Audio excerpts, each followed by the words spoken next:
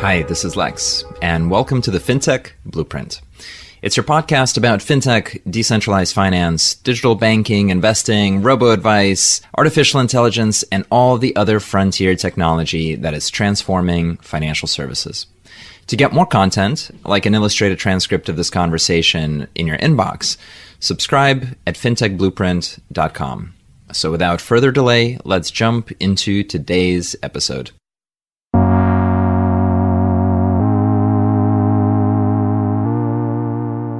Hi, everybody, and welcome to today's conversation. We have a fantastic guest with us today, Friederike Ernst, who is the co-founder of Gnosis. Gnosis is one of the earliest projects in blockchain with really interesting ambitions, starting from prediction markets, going to treasury management, and then payments, and many other things that have spun out from its foundation. So I'm really excited to trace that and then talk about where the future is going. So with that, welcome to the show. Thank you for having me. Let's start at the beginning, and the beginning for Gnosis in particular. What was the world like when you became the co-founder for the project, and what is it at the time that you were thinking of accomplishing? It's only 10 years ago, but it feels like a lifetime. So Gnosis was the very first spoke at Consensus.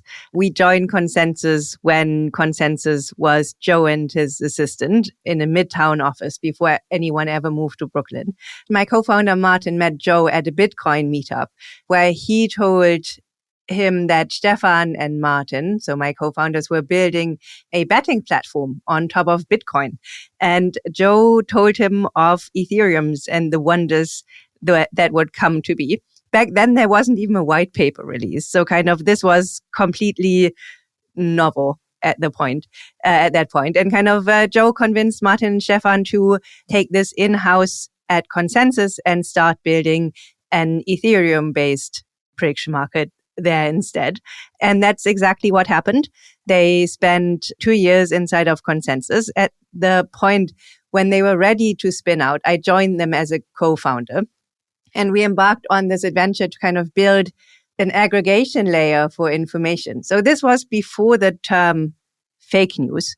But back then, the idea was very much to distill the world's information into a single number, into a single forecast for any given question. It was our mission to actually build that on-chain. I want to trace a bit the history of prediction markets and maybe some of the almost science fiction background that goes with it. As I remember in that moment, we just had pushes in machine learning and neural networks coming through.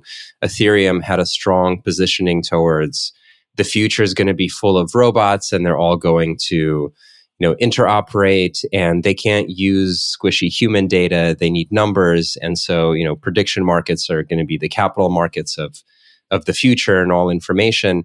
And here we are in 2025, as you say, a decade later, and there are two very large prediction markets platforms in the US, at least, Kalshi and Polymarket. One of them natively crypto on EVM. The other one has come into crypto, both in the 10 billion plus valuation range with lots of large financial institutional interest in it, which to me is still a big surprise. So it feels like in this one decade, we went from prediction markets are clunky and will never work, and it's so hard, to this is now part of Robinhood and all these fintechs and so on. But surely the story doesn't start in just a decade ago. Like when you were building Gnosis in that moment, was there a bunch of history that you were drawing on and a bunch of inspiration that said, this is where we need to go? The idea of prediction markets was popularized by Robin Hanson in the 80s and 90s. He also came up with the super interesting concept of futarchy, which is the idea that we should make decisions about the future and how to govern ourselves by the results of prediction markets. Yeah, so there's been a treasure trove of preceding work that we obviously build on top of. If you look at the mindshare that prediction markets have today, it's incomparable. So kind of in 2015, kind of people thought this was a cool idea. At some point I remember there was a CoinDesk survey and people were asked, what are you most excited about in terms of applications in blockchains? The most popular reply was prediction markets. So this idea that we could somehow condense all of human knowledge into a set of predictions and forecasts, I think to techno-optimist people, this has always held a tremendous appeal. It's like, you grow up with a favorite band that nobody knows. You hold it close to the heart because it's so special to you. And then all of a sudden the band blows up and becomes super popular. And in a way, almost it feels like a little resentful to have it fly out and become everybody's favorite band, everybody's favorite idea. What do you think changed in people, in the substrate of the economy, like in society, that updated everybody's preferences and made this something normal and not, super niche to the techno-optimists? That's a fantastic question. And I think one should also acknowledge that Polymarket still uses our framework, right? So kind of Polymarket is built on the conditional token framework that we wrote back in the day. So kind of it's very much a different front end, but the ideas are very much kind of a continuation of what we brought. First and foremost, I'm happy that prediction markets have made it into the limelight. I think that's fantastic. I think it's also just the beginning. And I know that's hard to believe, kind of with projects like Polymarket and Calgi having valuations upwards of $10 billion. But I'm happy to talk about why I think this is not the end for prediction markets. At the same time, am I a little salty that kind of infrastructure that we built powers this big a share of the prediction market economy on chain, and effectively we don't really benefit from that? Yeah, but you win some, you lose some, right? Yeah, and I definitely don't mean to frame it sort of relative to Gnosis, because without that early work, the analogy I go to, and one of the things that I'm always drawn to as like an entrepreneur and a builder, is being the first up the mountain, and you're kind of like lost in the woods and clearing the way, and you finally get to the top after years and years of work. People appreciate that for a moment, and then they're just like, they pave a road to the top of the mountain and then starts bussing in tourists, and all the tourists have better pictures than you and so on. I had built out a early robo-advisor in 2010, and there's probably 10 robo-advisors getting started every single week on chain. It's opening the road for the value creation to happen. So as Gnosis was getting built and you had gone through an ICO, tell us about the strategy of the company, because in the beginning it was this prediction markets bet. How did that transition to a broader Treasury, into a broader DAO with more things to do? And tell us about kind of those middle years. Yeah, absolutely. So in April of 2017, we did an ICO. We were one of the early ones. We raised $12.5 million in ETH. But this was at a time that ETH was $40. We held on to a lot of that ETH for a long stretch of time. So basically those initial $12.5 million have seen us through until today. And we still have probably haven't checked today, and the market's crashed. So 450 million or so. So kind of we're still going very strong, but that was largely conservative treasury management and sheer luck. So that's kind of how we got into the position that we are in today. Basically, 12.5 million back then was a sizable ask, but it wasn't crazy. And kind of that's kind of how we came to be in the position of having a very strong treasury. What we then built was basically infrastructure that we needed for ourselves. So we had built a multi-sig before the token sale because we needed somewhere to keep our ETH. That moved into the Gnosis safe and then the safe. We had looked at the existing multi-sig wallets at the time and had found them to be something we didn't want to rely on. So this is why we built the safe. The safe very much is still around. It holds treasuries around the world of in excess of $100 billion or so. We spun it out a few years ago, so kind of it's its own project now. We are still very long safe tokens, obviously. Then we built trading infrastructure. So for conditional tokens are by design long tail, and there are also peculiar rules to how you can trade them. Okay, so kind of if you have, for instance, a 3-outcome event, who will win an election, candidate A, candidate B, or none of them, instead of buying outcome A, that's actually equivalent to selling outcome B and C together. Right? So kind of you have these additional rules that you can use to efficiently trade outcome tokens. And this is how CowSwap emerged. So kind of we needed something that worked for illiquid long tail tokens where kind of price finding would be part of the process. And we needed something where we could add additional rules on top. This is kind of what's done by the solvers. So we built CowSwap as a DEX aggregation protocol that also found tremendous product market fit. So Cow is the largest DEX aggregator in Ethereum. It trades between $10 and $15 billion every month. We also spun that out. So that's also a standalone project now. And obviously, we're also still very long Cow token. Then we needed to manage our own DAO treasury. By then, it had grown very substantially. We had changed form from a for-profit corporate entity to an unincorporated DAO plus a foundation. And we had divested most of our funds to that unincorporated DAO. And now it was important that the DAO was actually able to do things with our on-chain treasury. So things like, back then it was yield farming. You could actually get very substantial APYs. You still get pretty good APY now for things like stables treasuries and staked ETH and so on. We had to build a way of letting a third party manage our DAO treasury without them actually having custody or being able to withdraw funds. And this is how we build an entire suite of tooling called Zodiac that plugs into the safe and lets you give granular permissions to specific parties. That's used by a lot of the DAOs out there. We spun out a treasury manager called KPK out of Gnosis DAO that has so far taken care of the Gnosis treasury, but also does the same for ENS and Balancer and Lido and Aave and a couple of others.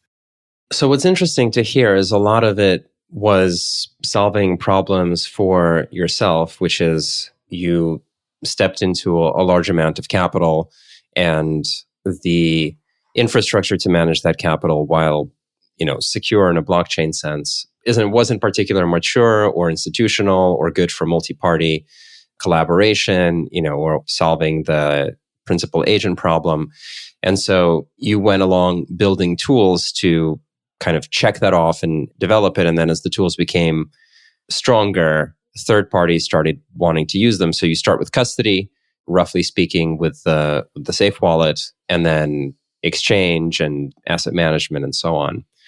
Can you talk a bit more about exactly how a product would get started and then how it would get that initial traction?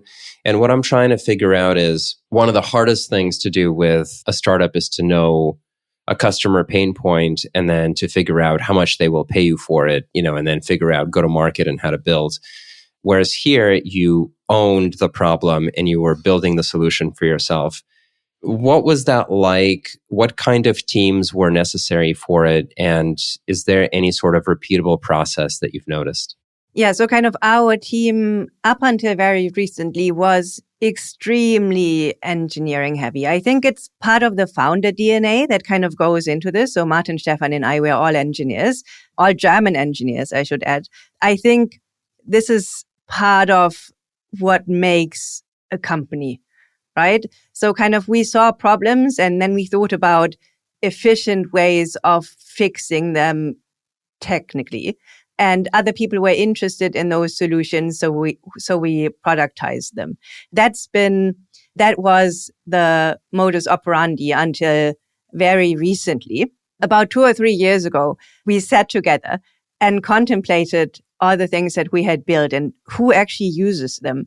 And to us, we kind of blanched at the fact that everyone who uses them is more or less like us, right? So they're all crypto natives. They're all people who kind of have the same set of problems, but they're not what I would kind of they're not what I would call normies, right? So kind of we got into this space initially because this vision of having a platform that belonged to no one and hence belongs to everyone. This vision of shared ownership and agency making your own path and kind of doing your own thing on chain with all the permissionless innovation you want, that never played out for the mainstream, or that hadn't played out for the mainstream when we kind of sat down to have this talk. And kind of at this point, we've been building infrastructure very intensely for every day for the past 7 years or so. And we said, okay, look, I mean, what we should do is we should build something that actual people can use and that kind of isn't just used for speculative and on-chain finance purposes. And that's how we looked at different verticals and where we might add value as the blockchain OGs that we are. And that's when our team composition changed. So we started hiring people who came from Web 2 and who had Web 2 user expectations deliberately. We hired people for communications and marketing. So until then, we didn't have a single person in communication. So kind of the closest we probably had was developer relations. But yeah, so kind of that led to a huge shift within Gnosis. And I think, I mean, you know how it is with big projects. It takes a while until it takes and until you kind of see it from the outside, because there's so much history there that it takes a while for people to override what they know about you. But I would very much take the stance that we have now arrived in our customer era. Most people hearing, 100 billion in the multi-sig assets and 10 billion of volume in CowSwap and, the volumes that you're showing in like Gnosis Pay and 3 billion of AUM and for KPK, I'd say these are mid-stage, high product market fit outcomes. But you're saying that actually those outcomes have a limited market size. Like they're basically as penetrated as they can be because the very on-chain crypto native type audience, while it has capital, there's just not that many of us out there. Is that the right way to interpret what you're saying? I do think that these numbers will grow in the future as well, just because the on-chain economy grows. But I think building for the insiders is no longer interesting to me. I want to build for the real people. I want to build for people who don't need to know what powers things under the hood, who don't need to be early adopters, right? So if you think about, for instance, self-custody, I don't know when the last time was that you tried to onboard a non-crypto friend onto, say, MetaMask or Rabby, right? It's a struggle. So kind of you tell them to kind of download this browser plugin, which is inherently dodgy because kind of like browser plugins are for things like, spell check, right? Kind of like you don't have your finances in a browser plugin. That's just weird. And then it gives you 24 words and it says, these are your 24 words. Absolutely never lose them or all your money is gone. But also never show them to anyone or keep them anywhere where anyone may see them, because then your money is also gone. That's objectively a terrible user experience, right? So kind of we need to get to a place where that is no longer the default, right? Kind of like, and we can. So kind of there is, I think this kind of goes back to what drives us. So kind of actually having this curiosity. Can we actually build it any better, right? Can we actually build this such that it still has the same trust assumptions, but you can show it to your non-crypto friends and they will be comfortable using it. So kind of we set out to kind of not just grow the pie in terms of how many billions would be under management here, but how many actual people can use this under the hood without actually having to understand why it's better. I mean, if you look at the internet today, look at what fraction of people can explain to you how TCP/IP works. It's almost no one. Even in IT, it's almost no one. And you shouldn't have to know. And it's the same for blockchain. So kind of we have to build products that are genuinely better than what people already have in Web 2 and are usable. So I don't want any less people to use CowSwap or the Safe. I think they will continue to be foundational infrastructure, and kind of other projects will plug into them. But I think in addition to that, we need to expand the total pool of people who can use this and who want to use this because they see the upside in terms of user experience. And if you look at the financial space alone, there are still so many pain points of people in the traditional finance system. So say my neighbor, he's from Guatemala. And Guatemala, I mean, it's a small country in Central America. It's not within the WISE network. So I think most people are probably familiar with the Web2 finance company WISE that lets you send funds abroad for, I don't want to say a reasonable fee because they kind of take up to 2 or 2.5%, which still is a lot. But Guatemala is not in the WISE network, which makes it even worse. So kind of he actually pays 8% every time he sends his mother money home. And in this day and age where in principle you can do this with stable coins, sub 1 second for sub 1 cent, there's no way you should be paying 8% kind of send money to Guatemala. So kind of exposing these sorts of improvements to the corresponding group of people, that's huge. Or I just came back from Argentina. I was there for DevConnect. And in Argentina, having a dollar-based account is still somewhat of a status symbol. Why is it a status symbol? Because people like having them because they can flee their local currency and they are not subject to the inflation that plagues their country. So that's a huge one right there. Then say yield. So I'm based in Germany, as you can clearly hear. If I take my money to my local bank and say, here, have my money, please pay me an interest on it, I'm very lucky to get 1.5%, right? And if I take this on chain, the risk-free rate is, depending on currency, for euros around 3.5 or 4%, and for dollars 6 or 7%. Those are very tangible benefits that we should be opening up, not just to the next 5,000 people or the next 20,000 people or the next 100,000 people. These are benefits we should be opening up to the next billion or the next 2 billion or the next 3 billion. That's why I am 100% sure that we need to build products for actual consumers. This is somewhat of a sideways question, but it's in response to your long-term conviction about our industry, and continuing to see that financial technology can improve, that on-chain finance is part of it. And let's just do the basics that we were supposed to do, which is to give people money and to let them invest better and to give them, sort of dignity in being able to control their own accounts. And it sounds really simple, especially if you zoom out and have a long-term horizon.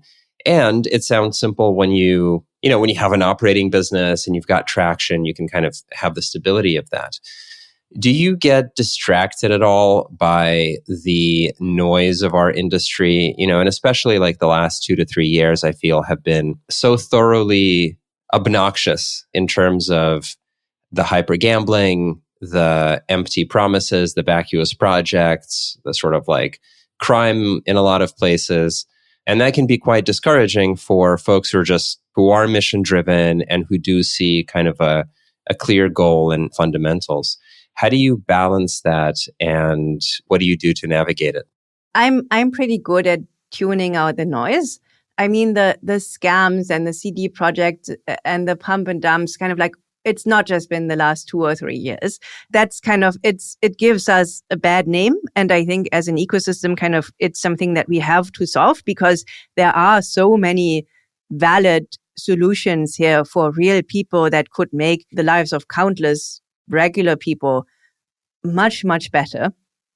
The much larger danger I currently see, a lot of the ecosystem is becoming completely enamored with incumbents entering the space. It makes them giddy with joy, just because we've been the dirty kids that kind of like other fintech parents tell their kids not to play with for so long, that the attention of the Stripes and Revoluts and Robinhoods of the world is almost like being love bombed by these legacy companies, by these incumbents. What we fail to see, even people who kind of came into this space completely well-intentioned and with kind of all the ideology that I also came in with, they fall prey to this and they forget it was never just about the adoption. It was never just about making money and market share and so on. It was about fundamentally changing the systems that lay at the base of our financial infrastructure and a lot of other infrastructures for that matter, for sure, as well. So kind of like if you look at the internet today, you do anything on the internet, you accrue value to the same 5 companies in Silicon Valley. That's not how the internet was meant to be. And it's similar in the financial stack. So kind of banks extract from their users, kind of like that's how they're built. That's how they're meant. I mean, that's how they're meant to operate, right? Kind of like they are big shareholder-driven companies or private companies, but they are profit-driven. Web3 at its heart was meant to be an ownership revolution. It was meant to allow us to own part of the systems that we use, to own the rails, right? Because if you look at the Web2 and the financial stacks, we are renters. We have no control over the products that we use, over the landlords. So we are beholden to them. And with the big incumbents coming in and adopting these technologies for their efficiency gains, as honestly they should. If I were a bank, I would do the same thing, right? But I'm not against the banks using blockchain backends. I think they absolutely should. But I think we ought not forget what we came into this space for in the first place, namely an ownership revolution for regular people. Do you think this is something that can still happen? I mean, looking at the shape of the internet and the incredible winner-take-all dynamics that have happened there, and so much user-generated content, for example, has replaced the search graph, and people live in walled gardens and seem to be happy to drink from the poison chalice, and certainly crypto is allowed for user-generated finance at pretty large scale, but we seem to be experiencing very similar returns to scale, especially if you look at which tokens or currencies are valuable, the separation of, let's say, the top 5 assets versus what is affectionately called altcoins, but also includes a ton of revenue generating projects. The market has largely not disregarded, but it's become increasingly difficult for investors to figure out what good projects are. And even when they do figure out what good projects are, that doesn't mean that value and capital flows to them.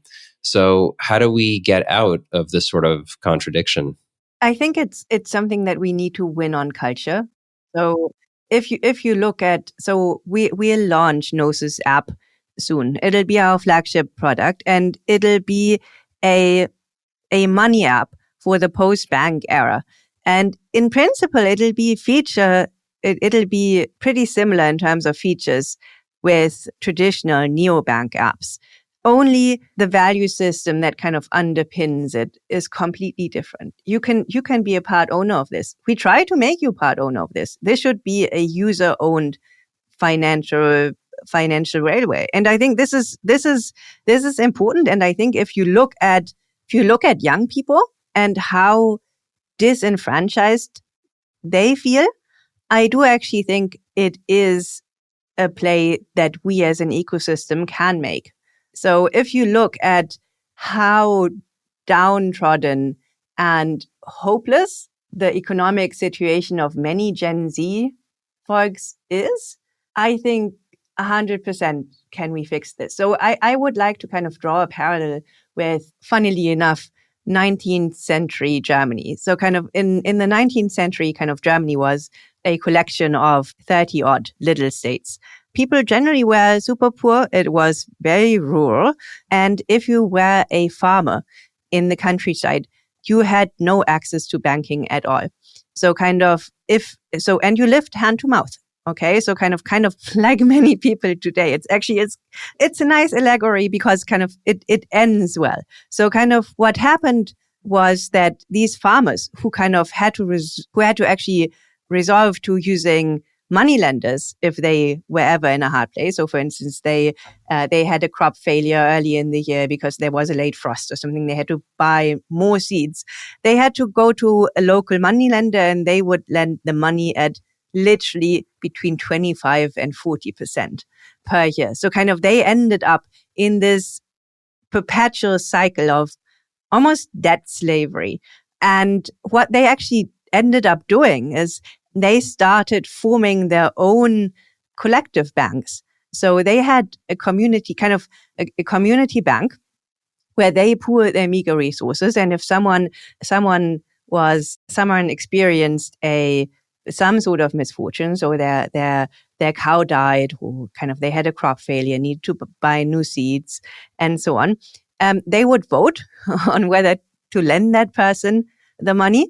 If the loan went through, they would pay between 4 and 6%. So kind of they learned to help themselves collectively.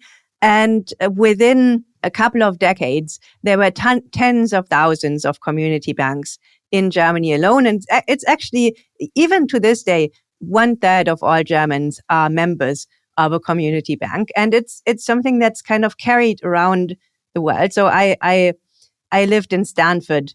I lived in Palo Alto for a while and worked at Stanford. And I was a member of the Stanford Credit Union, which was founded kind of like on these principles that were kind of brought to the States and everywhere else mostly by German immigrants. I had much better rates for my credit than had I had at a regular bank. And I think having that sort of revolution where you take something that has feature parity, or at least it's very similar in terms of features, but the underlying economics are totally different.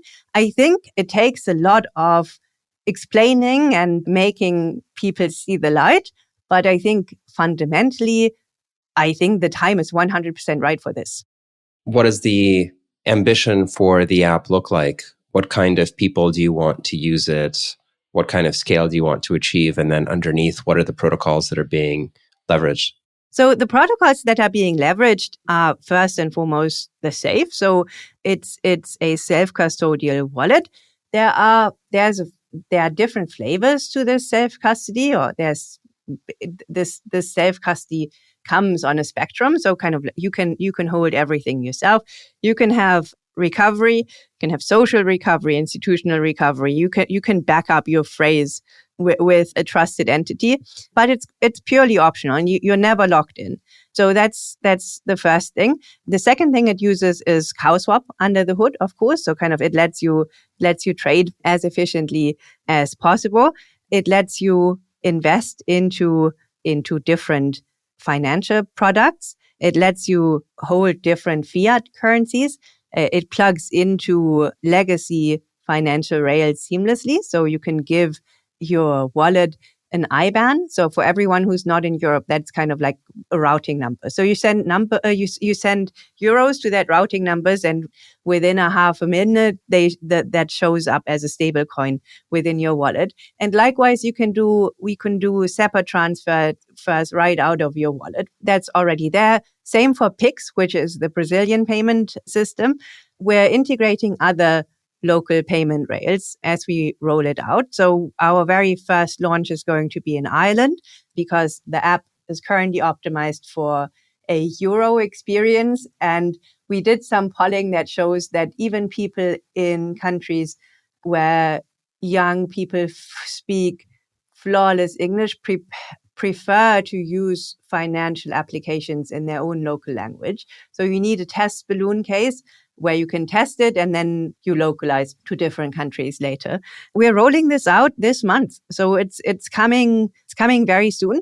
It targets mostly younger people, should be usable by everyone, but because the youngest are currently the people who are most disadvantaged by the current economic situation in terms of ownership of houses, in terms of cost of education, in terms of access to benefits, and kind of in terms of the population, the way that the population dynamics change. So kind of currently, so there'll be a lot more older people soon, and kind of demographic change just dictates that younger people will kind of somehow have to foot the bill for this. So so basically we're gearing it towards younger people in your university, just out of university, in trade school. We'll see how that goes.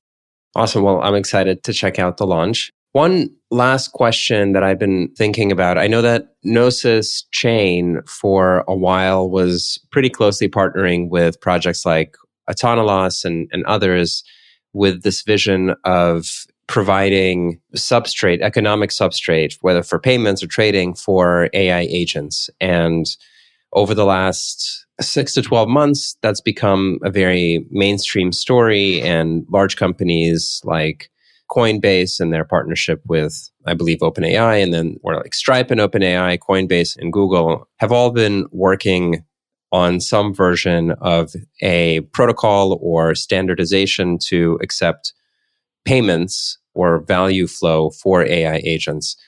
Is this still an area that you're interested in as a company? Is this something you're watching? And, what do you think are the available opportunities there?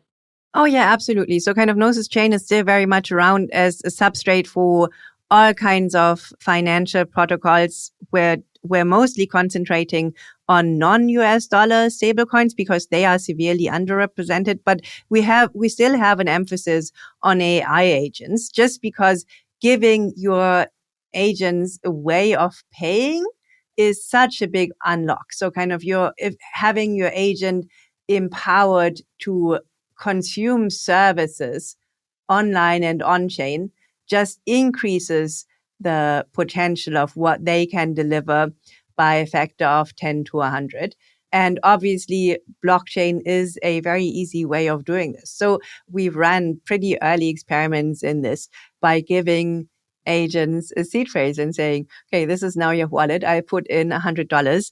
Can you make more? You only needed to give them a very small objective function, and they would actually act on it, and they could act on it. I think this is going to change the needle for how we work and collaborate with AIs so much. Still very much ongoing research and projects. So we also have prediction markets that are run by AIs, or that are optimized towards AI traders. Different models that kind of try to surface the information and then bid against one another. So kind of with prediction markets, we've always found that actually finding experts and enticing them to partake in the trading on the prediction market was one of the more difficult parts, because experts often are risk averse.